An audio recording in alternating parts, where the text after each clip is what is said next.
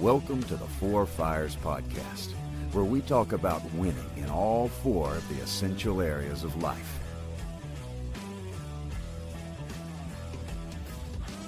All right, guys, welcome back to the Four Fires Podcast. Today, we're going to be talking about coaching boys into men. So I've got a really cool guest today, Coach John Small, and he's a football coach. Forgive me, what school is it? East Coweta High School. Okay, East Coweta High School. Welcome, Coach Small, to the podcast. Good to be here. Why don't we take a little time for you to introduce yourself so that we know who you are, and then I'll go through and give a little Four Fires explanation, and then I've got some questions I want to ask you. So Okay. Well, you did a pretty good job of saying who I was. But Coach Small from East Coweta, been a head football coach for 27 years. Been a lot of ups and downs in the career, but the main thing is the main thing, and that's loving on kids and helping them develop into men. And that's been my heart's desire, my wife's heart's desire, as well as my two daughters.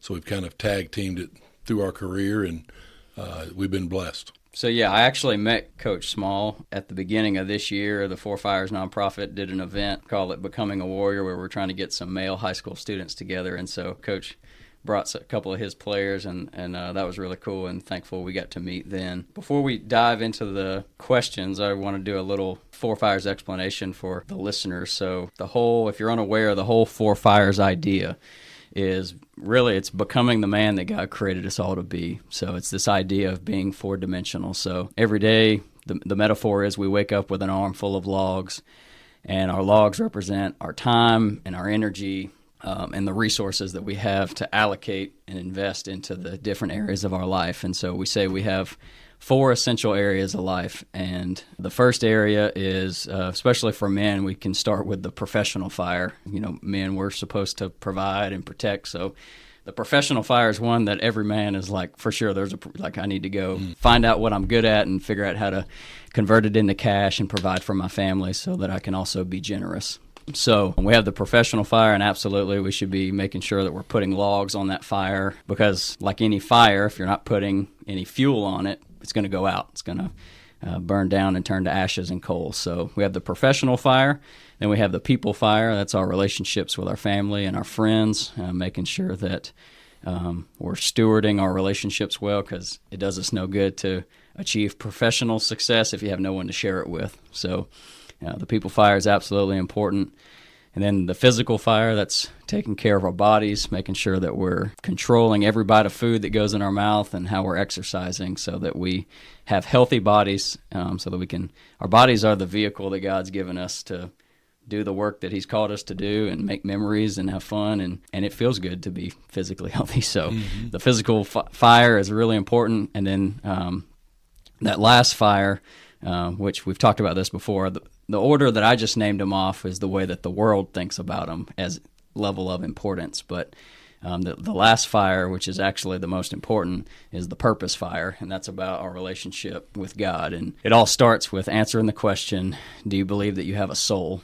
And does that soul have a creator? Does your creator care about being in a relationship with you? And does your creator have an expectation and an ideal for the choices that you make? So we say it's about your connectedness with God and how you live out your commitments to Him. So when you're living intentionally, trying to be connected with your creator, being physically healthy, managing your relationships with your family and friends well, and actively trying to advance professionally and be exceptional in that area, we call it living four-dimensionally. So that's the whole idea behind the Four Fires, and that's why the Four Fires nonprofit and the Four Fires podcast and all of this exists. Our mission is to build an army of four-dimensional men. So yeah, that's a little bit about the Four Fires for any of the listeners if they hadn't heard that yet. So I always like to revisit it, because I think the key to adult learning is repetition. So Most definitely.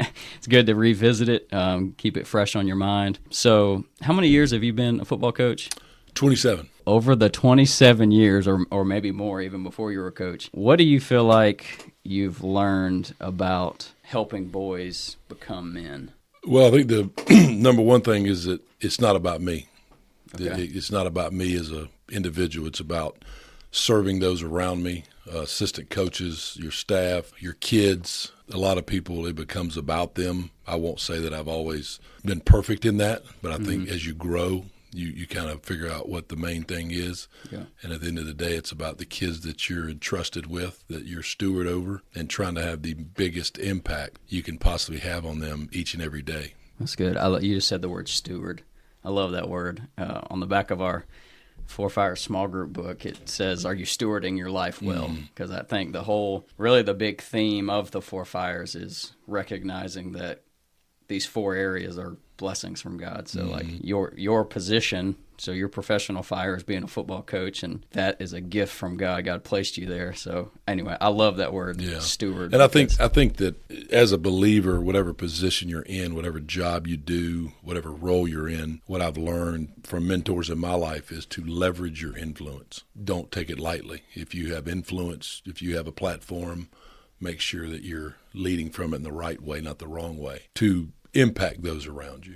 I want to make sure that, like I said, I hadn't always been perfect at it, but one day we stand before God, I want to make sure he says, well done, not, hey, let me show you what you missed here real quick for a minute. A lot of times kids will ask, Coach, what's your greatest fear? And I said, my greatest fear is standing before the Father. I don't think he'll do this. I said, but him taking me and saying, I want you to just sneak a peek at this. This is what I had for you, had you done this. Because I tell these kids that, hey, the plans that you have for your life are not even close to what he has for you. And you got to trust that. So just trying to be an example every day for them and leverage our influence, have an impact on them, and loving them right where they're at. I think we as coaches play the father role, we play the counselor role, we play the disciplinarian role, we play the nurturer role. There's a lot of roles that we play that have nothing to do with an X and an O in a game plan for a game or practice.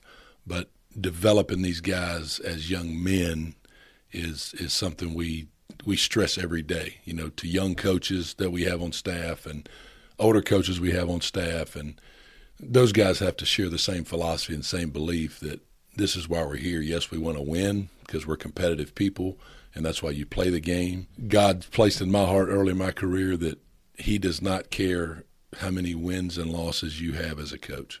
Mm-hmm. What he cares about is, are you stewarding well? Are you bringing kids with you to the kingdom?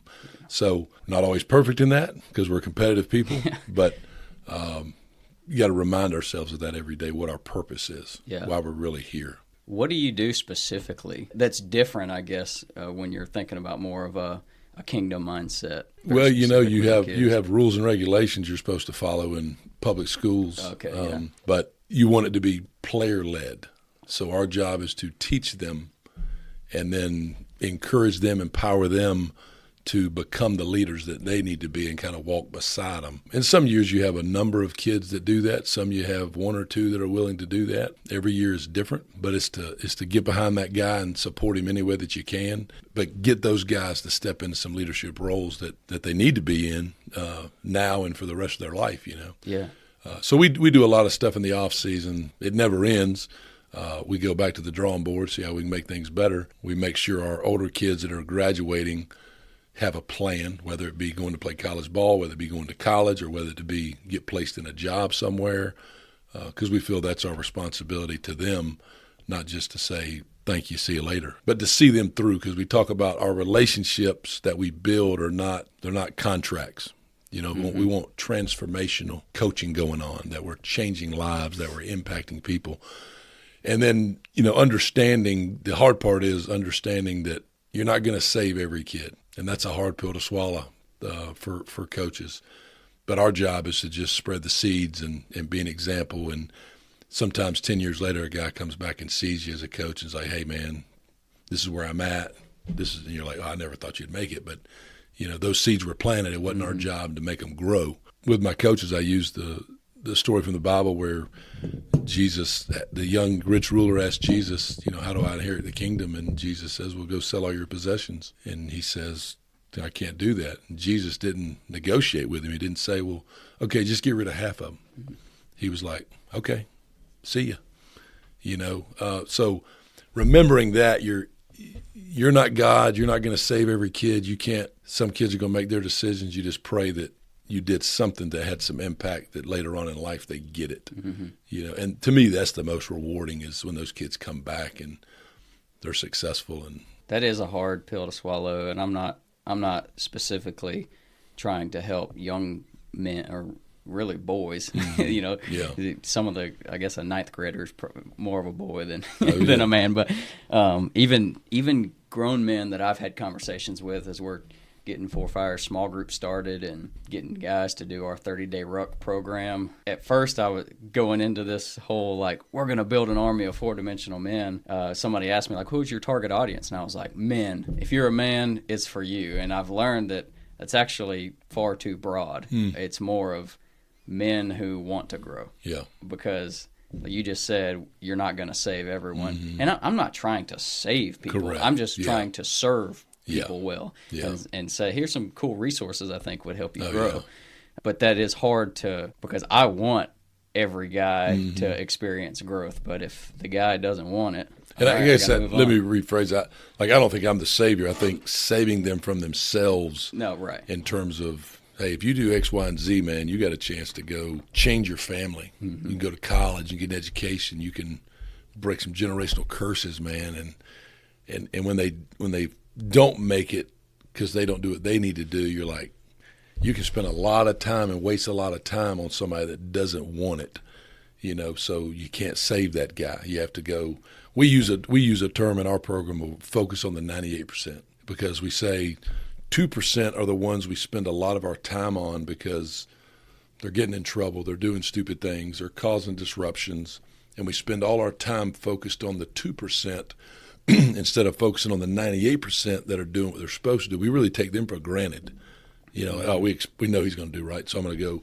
But we tell the guys, don't be a 2%er. Do not be a 2%er. And when they're doing something crazy or stupid or get out of whack for a little bit, you're like, hey, you're a 2% guy right now. And then they can tie that back to, okay, I know what a 2% guy is. That's not what I want to be, But even us as coaches and as humans, sometimes we're a 2% guy, So we have to check ourselves too, Yeah. Or check another coach, or they check you, and you kind of get back and get held accountable on some things. So that's how we look at the saving part. It's Jesus' job to save them, not mine. Try to change directions. Just a random question. Do you have kids? I do have two daughters. Okay. Yep. 2 daughters. Okay. 23 and 20, and they both are. One's graduated from college, has a job in Augusta. One is in nursing school, finishing up. Okay. How have you seen from either having, I guess you're always with guys because you're a football coach, but then you have 2 daughters. How has having your own kids maybe impacted how you're influencing these guys, or vice versa? How has being a football coach impacted maybe the way you raised your daughters? I would say I've got the greatest wife in the world because she keeps me level-headed.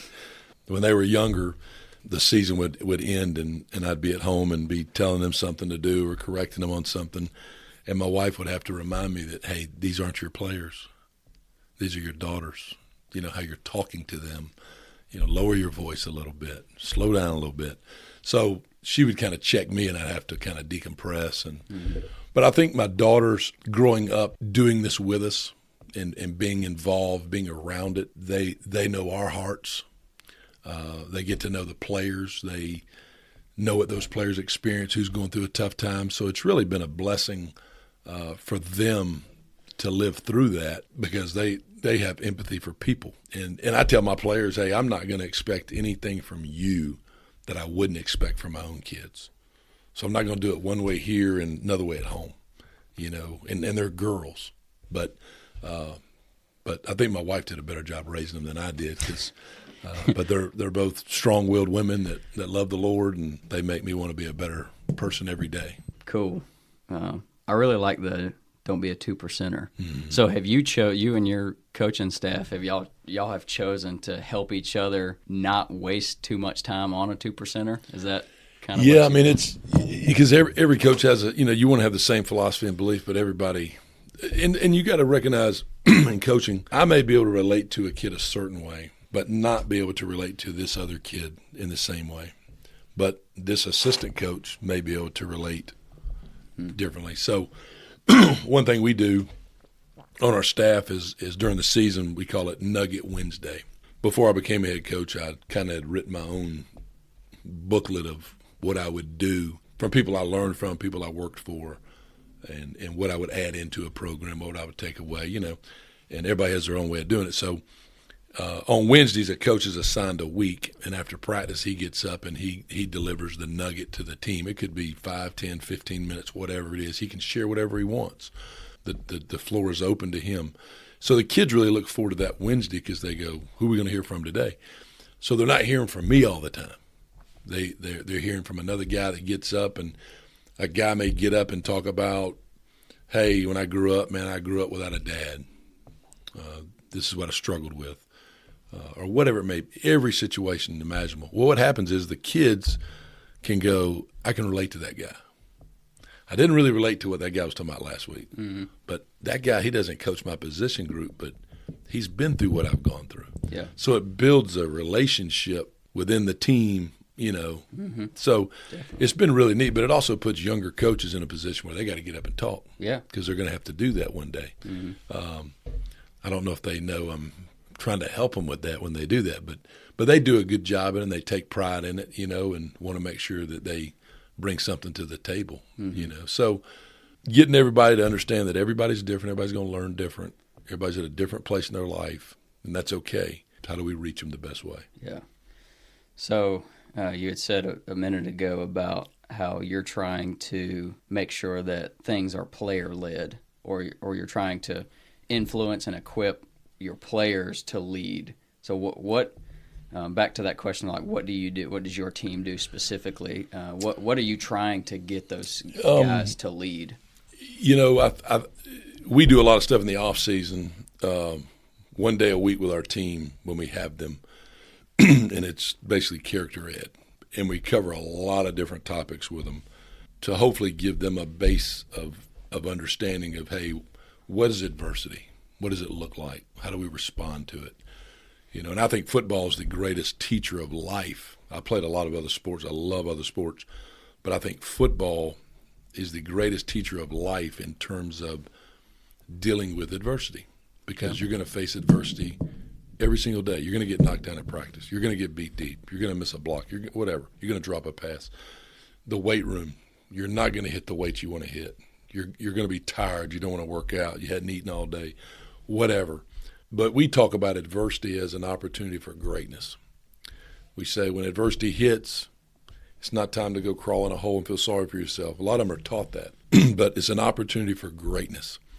And we talk about, hey, when you're 30 years old and your family's going through a tough time, man, adversity, you're going to know how to deal with it. So you're trying to plant those seeds of confidence of, I've been here before, I've done this, I know how to deal with this. So we approach different topics like that, so that when we refer back to them during the season, it resonates with them of, okay, been here, done that, know what this is. And we stress to the parents that, let your kid strain and struggle. Do not baby him. Let him struggle through some stuff. Because I think today's kids live in a world of, I can't even name all the electronic games they have. But I asked my kids one time, I said, hey, when you're playing PlayStation or Xbox or whatever y'all play, when it's not going right for you in that game, what do? They turn it off, start over. I said, that's not real life. You got to get ready for the next and go again, So we try to teach a lot of character things through the off season. We have a team chaplain on our staff that is legally able to do whatever he does. So that's pretty much what we do. Yeah. And it's year round. You spend a lot of time with them. Yeah. So will you communicate directly to the parents when you say they're like, let your kids struggle? Oh, most definitely. Yeah. Oh, yeah, that's every conversation. In meetings we have with our parents, we're very honest with them. How often are you meeting with the parents? We'll meet big meetings 3 or 4 times a year. Okay. In a huge setting. Yeah. And then we tell our parents that I'll never meet with you to talk about playing time. That will never be a topic of discussion. But anything else that pertains to your kid or your life, doors always open. So we try to have that open line of communication, but our kids know our door's always open. Whatever they need, there's nothing they can't share with us. Yeah. And the funny thing is seeing freshmen come in that you tell that to, that they don't really understand it, but then as they get older, they get more comfortable. Yeah. Because young men today have a real problem trusting men, because so many men have failed them in their life. So getting that kid to understand that that's an unfortunate situation you dealt with, but your focus cannot be on you're not going to become that. Because if that's your only focus, you're not getting better at what you need to do to not be that for your family. So let's focus on you. How do we get through this? So we get a lot of opportunities like that one-on-one, with kids, and because I think it's the relationship our guys have done a really good job of developing with the kids. That's great. I just wrote down consistency. I think that's probably why it's working, because like your Nugget Wednesday and the character ed stuff. I mean, the Nugget Wednesday, that's every Wednesday. Every Wednesday. Yeah. During the season. During the season. Then in the off season, it's every Wednesday in the weight room, locker room. Yeah. So I think my takeaway is, I don't have kids yet, but when I do have kids, the takeaway is the consistency. Because I remember in high school, it seemed like, or even in college, it would flow like this, of like, we'd have a team meeting and it was good, and maybe the coaches would share some bit of wisdom. Then it was like nothing for like 2 months, and then we'd try to do something again, and it, I mean, rightfully so. Me and all the other players were just like, I mean, cool, like thanks for talking to us, but like I don't feel a connection like you were talking about, where if you're hearing it every week, like you said, it'll still ebb and flow for each individual player being like, oh, I can relate to Coach so-and-so now because I didn't know he went through the same thing I went through. So anyway, I think consistency is probably the most important thing, more than what you're saying the times that you meet. It's because if the problem is that the young guys don't trust adults or men in particular, the only way to, I guess, build trust is to show the consistency. Yeah. Kids are waiting for somebody to let them down. Interesting. Because it's happened to them. And we got to be a light in their life of, we're going to be here with you. We're going to be here with you. And then those kids that haven't had that happen to them, they got to understand, okay, this is what this kid goes through. He acts the way he acts because of what he deals with. You may not have to deal with that. But what you do is you go lock arms with him, love him through it, and that's teaching them to have empathy for people, not to be taken advantage of. But, we work under our motto is ILMT, which means I love my teammates. We base that out of Matthew 22, where the greatest commandment is to love the Lord your God with all your heart, your soul, your mind. But the second greatest commandment is to love your neighbor as yourself. And so it's like, it doesn't matter what color you are, what nationality you are, what your beliefs are, what you come from, what you don't come from. You're a team. We're called to love one another no matter what. And I tell the kids all the time, like, man, if the world functioned like a football team, we'd have no problem. But that's not how it works. But we get it. We can only worry about our small circle and impact that small circle, and then they can go make their small circles, as they go through life and get it to be bigger and bigger. But we talk a lot about love. We talk a lot about forgiveness. We talk about caring for one another. And when it happens, it's pretty cool to see. In saying that, you're going to get the enemy attacking in every different direction he can, a certain kid or a certain kid, whatever, to try to disrupt things. But being aware of that and be guarded on it is what we have to do every day. Yeah. So maybe on that topic of consistency with what you guys do, what do you feel like your greatest advice would be to dads out there? I'm going to be a dad one day. What would be your greatest advice for specifically raising sons, I guess? Be present. Okay. Be present. I tell our dads that when the young ones come in, I said, hey, your kid's athletic career is their athletic career. Nobody cares what you did. My days of playing are over. Y'all's days of playing are over. Your kid ain't got to be the best player. That doesn't define him. We talk a lot about what defines you. It's not how you play in a game. It's not whether you win or lose. It's your character in the midst of it. That's what's going to define you and you're going to be remembered by. But you get a lot of overzealous parents, and I get it. I mean, I had kids that played sports. Both of mine played sports, and you have to kind of guard yourself and go, okay, wait a minute. If I'm preaching this message, I got to live it too. But letting them do it at their pace, they're going to get out of it what they want to get out of it. Yeah. Just because we want it for them doesn't mean it's going to happen. It's what they want, and if they're going to go after it, Yeah. But being present is huge with young men. That dad that sits in the stands that doesn't say a word, but he's there every Friday, and he sees his kid after the game and gives him a hug, that kid's good. That dad that's yelling from the stands at his kid or another kid, that ain't helping that kid. Yeah. He's making him not want to play. It's embarrassing. Yeah. You know.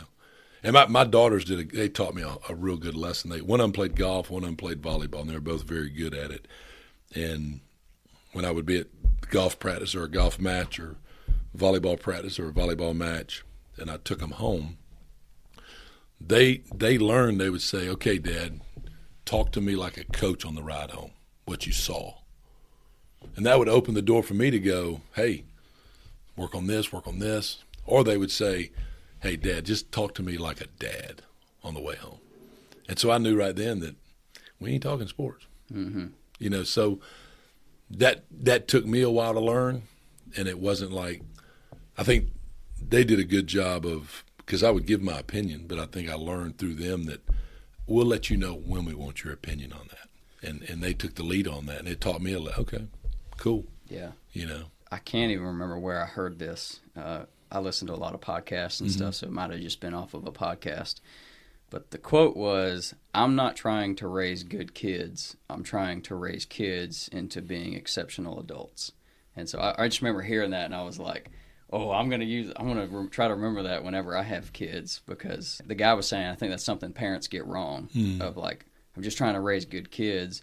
But really, we need to be thinking about raising that kid to become, so stewardship, I think, that our kids are blessings from God. So it's not, God has a plan for all of our kids to become a man or a woman of God. And so recognizing that as a parent, and again, I'm not a parent yet, but I'm just like thinking ahead, that it's my job to help my son or my daughter become the man or the woman that God created them to be. And so when you just mentioned how the word coach, like, hey, Dad, I want you to coach me. When I think about coach, I actually don't think about sports. I think about a guide. There's a book called Hero on a Mission, and it talks a lot about finding a guide, and the guide is not supposed to be the hero. So when I think about parenting, one day when I'm trying to guide my kids, I don't want to come in and be the hero in their story. I want to help be the guide who helps them be the hero in their story. Right. Just like you mentioned, like, nobody cares that how many home runs I hit when my son's playing baseball one day. Nobody cares. So having that approach, maybe, again, I'm just thinking about trying to give this advice to myself. Yeah. Like when I'm a dad, to remember that it's not about me. I'm trying to raise my kids to become the man or the woman that God created them to be. So. Oh yeah. I think too to hit on your point there is, if I could go back and change some things as a parent raising my daughters, I would, because we're human. We're going to make mistakes. But I heard a pastor say the other day, and I shared this with one of my young coaches who's just had a baby, I said the guy made a good point. He said year 1 through 7 is all about discipline. Discipline. I've heard this. Yeah. You've heard it? Yeah. And then it goes on to instruction. It goes on to, and then when they're 18, they can be your friend. But they're not your friend. And I think that's, in society today, we have a lot of kids whose parents are their friends. Too early. Yeah. And they're always making a way out for them. Not letting them struggle. They got to struggle. Yeah. You know, I look at it as a lot of kids are afraid to fail because of what it looks like, for what their peers think about them. And we've probably all experienced that growing up. But, you know, we tell the kid, you got to fail. Because if you fail at something, that means you tried something. If you never try something, you can't grow. But it's like in the weight room, if, you know, the goal of every young kid in high school is to put 2 plates on each side to bench press 225. You could put a 45-pound plate, a 35, and a 10, they can get it. But as soon as you put 2 plates on, mentally, they think they can't get it. It's heavier. Yeah. And it's still the same weight. But once a kid hits 225, whether it be on squat, power clean, bench, they go through the roof because they've got over that threshold mentally. And that's like in life, you're going to fail at stuff. But when you fail, look at it as failing forward. You're not going backwards. you're failing. We all make mistakes. We learn from it. It's like when you fall down and skin your knee as a kid and you get a scab on it, that skin gets a little bit tougher. Mm-hmm. You fall again, it's not as bad. Yeah. Yeah. But it's okay to drop a pass, be deep. Don't be afraid to go give it all you got because you're afraid of what it may look like. Mm-hmm. So that's in society today with kids in general. You got to be okay with failing sometimes. Mm-hmm. It's going to happen. And I think what we can do as adults for the younger people is making sure that they see us want to like maybe talk about it when there is a failure. It's not like it's not just like anytime there is a failure we're screaming at them and telling them what they did wrong. Yeah. It's like there's some authenticity there of like, what'd you learn? I had a guy tell me, he was like, he doesn't even think about whether he doesn't think about it as succeeding and failing. He said you either win or you learn. Like he didn't even use the word fail. He's like if you, and he's a big business guy, and so he was helping me in my professional fire, and at the time I was doing a little leaf blowing business on the side to try to make some money, and he was like, I did it, and I broke even and made a little more money than what I invested into it, and I just decided to quit doing it. And he was like, well, what'd you learn? And I was like, I learned these things, and he was like, well, good, because I felt like I didn't really win. I didn't make as much money as I was wanting to. But he was like, well, you didn't win, but what'd you learn? And that mindset, like you just were talking about how powerful our minds are. Oh, yeah. So anyway, that was some good wisdom I got from a guy. That is. Where it's like, we need to fail, but don't think of yourself as a failure when you fail. Yeah. What did you learn? And let's move on. Yeah, we tie it back into adversity. Opportunity for greatness. You didn't win that play. Yeah. Okay. What are you going to do? So that's the way we look at it. But those are all tools those guys are going to use when they're older, like you did with your leaf blowing business. Yeah. They're going to apply these lessons to life later on, which is cool to me. Yeah. So we tell, as a staff, we talk about, if a kid makes a mistake, it's not like he's trying to make a mistake. So there's no reason to scream and yell. And I said, but if they make a great play, that's when you go nuts for them. But the only non-negotiable is effort, because that takes zero talent. Yeah. So if effort's not good, you get in them. You get on them. Making a mistake, if it's great effort, okay, you made a mistake, we can fix this. Yeah. You make a great play, hey, celebrate them. Effort, non-negotiable. Yeah. You're getting ripped on that now. You're going to pay for that one. Yeah. Because you ain't got to be a 5-star athlete to give effort, So have you ever gotten upset and disciplined one of your players when they actually did good, they made the play, but you could tell that their effort wasn't good? Yeah, I think then you challenge them, hey, you could be so much better. You could do a little bit better, yeah. Yeah, you're underachieving, And now, me saying how we like to do it, we're not always perfect on that. If you came to one of our practices or a game, I may go crazy on a kid, but one thing we try to do is follow back up with our players right after practice and go put our arm around them and say, hey, wasn't a great day today, but we got tomorrow. Because if a coach doesn't do that, position coach or whoever, that kid's going home and thinking about that, where that coach ain't thinking about it. He going home and it ain't on his mind. Yeah. He's just in coaching mode. But I believe it's important that you always follow back up with them and say, hey, And the one thing is, we tell our kids, if somebody loves you, they're going to hold you accountable. Now, I know a lot of y'all may not be held accountable outside of here. Y'all got to figure that one out. But if you're with us, we're going to hold you accountable. And you may not like it, but it's because we love you and want the best for you, So that's kind of tough, too, because they may get to run freely outside of there, but it is what it is. Yeah. We say in the people fire, and that's, family and friends, but in your case, you have a lot of influence on when you're coaching your players. So they're not family, and there might not even be friends because it's like such a big age difference where you're coaching them. So it is a little bit different. But we say in the people fire, you don't have control, but you have significant influence. So in all the other fires, professionally, I can control how hard I work and potentially earn as much money as I want to earn. Physically, I can go dominate it, eat right, work out, and I'm going to be physically healthy. Yeah. And then even with God, James 4:8 says, draw near to God and he'll draw near to you. I mean, I can control how much time I spend trying to connect with God. But in the people fire, I can have significant influence with the decisions my wife makes, but I can't control her fully. Right. So it's really it's the only fire really where we don't have full control. So Yeah. I think maybe arguably that's the people fire might need some of our greatest attention and effort because we can't just muscle our way through it. Right. It takes time. It Yeah. takes consistency. Like working with young people, they're waiting for you to fail them. Like, all right, is this for real? Is this guy for real? Is this guy for real? You know, he says these things. This one says these things. Do they really mean it? You know, and so being consistent is. That's like, it almost doesn't feel good knowing that you're on pins and needles. Because if the kid's waiting on you to fail them. Yeah. Yeah. I say that early on they're trying to see are you for real or not for real. Yeah. You know, but I also believe you have to be transparent with your kids. You know, if you screw up as a coach or you say something that's contrary to what you're trying to be, you got to own it with them. You know, because what a kids don't want to be wrong. I didn't do that. I wouldn't. You know, no. Hey, I'm a grown man. I was wrong, fellas. My bad. I'm human.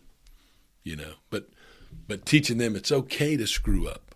Just own it, and then let's move on from it. Yeah. Let's don't keep trying to cover it up and lie about it.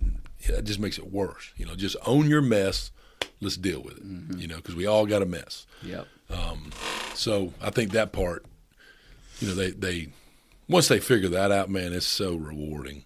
And usually they don't till they're older. But then you see them start speaking the language and like, you know what? I thought you were an idiot, coach, 2 years ago. Yeah. But, man, that's some for real stuff. So do you typically see your juniors and seniors, they just get it more? So you see a huge maturation process from ninth grade fall semester going into second semester from the ninth grade. Okay. And then your sophomores that are going to become juniors, your juniors are going to be seniors. You see a maturation process because their role changes. Yeah. And some don't get it. Some graduated seniors, they never got it. You know, they're just like they were as a freshman. Yeah. But then the ones you see that grow and mature and start taking on a different role, that makes you proud. You're like, okay, good. Just understanding the different stages, even me thinking about it, I'm only 25, so it wasn't that long ago that I was in high school and in college.